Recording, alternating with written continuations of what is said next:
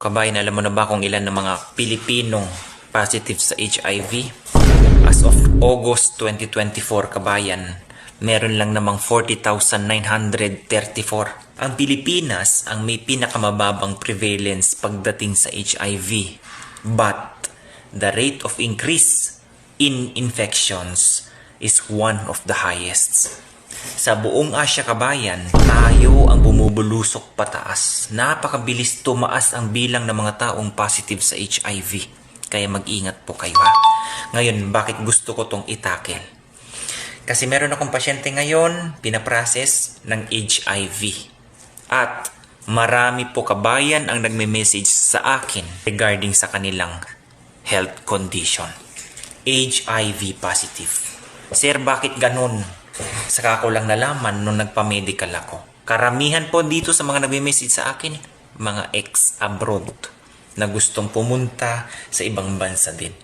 Ngayon yung mga papeles nila pinaprocess na sa Pilipinas, na de-deferred ang visa dahil ang medical palyado. Ang daming gastos na nila, kabayan. Okay? Ang hindi nila alam, meron silang dinadalang virus, which etong HIV. Oo, marami po. May galing dito sa Saudi, umuwi ng Pilipinas, gustong pumunta ng Europe. Galing ng Dubai, mostly. At saka Qatar, mostly yan, na nagme-message sa akin galing dyan sa lugar na yan. Doon sila nang galing, pumunta ng Pilipinas, at pumunta ng Croatia, Europe, Poland. Yan yung mga nababanggit sa akin. Okay? Bakit hindi nila alam na meron silang HIV? Hindi naman basta-basta yan na nandyan sa'yo eh. Okay, given may inborn na HIV, bakit ka nakalabas ng bansa nung una kung meron ka nung bata ka?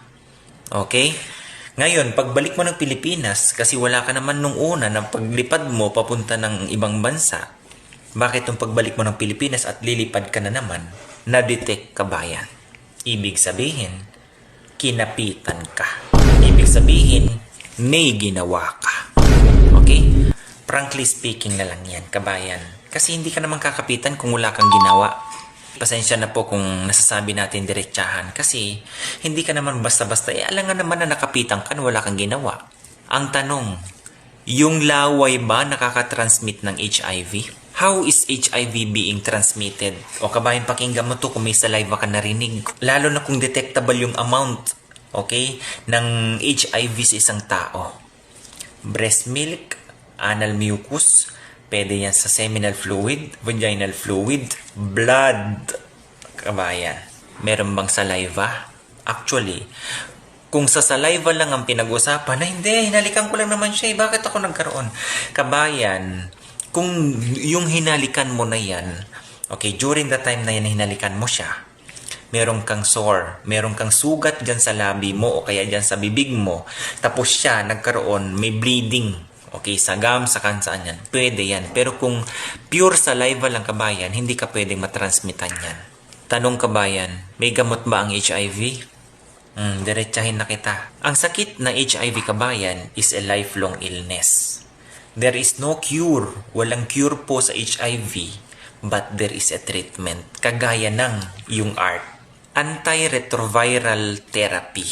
Ano bang ginagawa ng ART? Pinapababa niya o pine-prevent niya yung HIV mo to level up para hindi na siya magiging tumaas pa sa anong stage kung anong meron ka ngayon. So, HIV medicines, ang tinutulong lang yan dyan sa treatment para ma-prolong yung life, para magiging healthier din ang kanilang pamumuhay. Ang pinaka-role kasi, kabayan, ng ART o yung antiretroviral therapy ay pinapababa niya yung viral load mo kung ikaw ay positive sa HIV.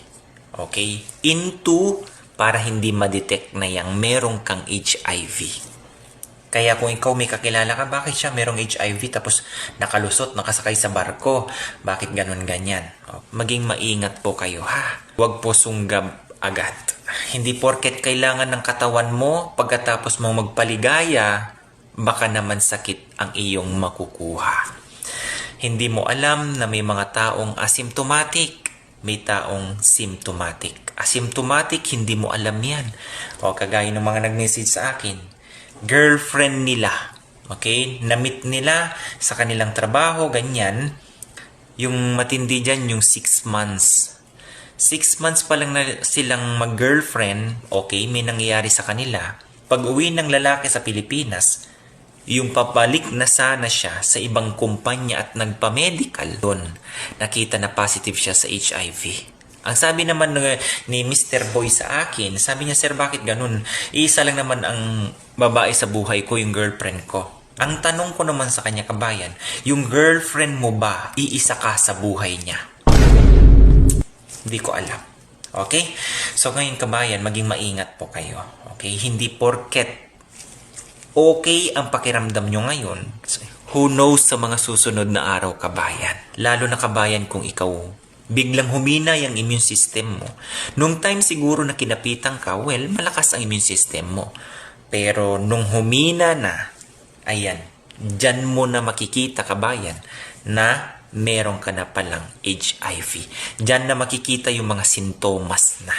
Meron kang kamit.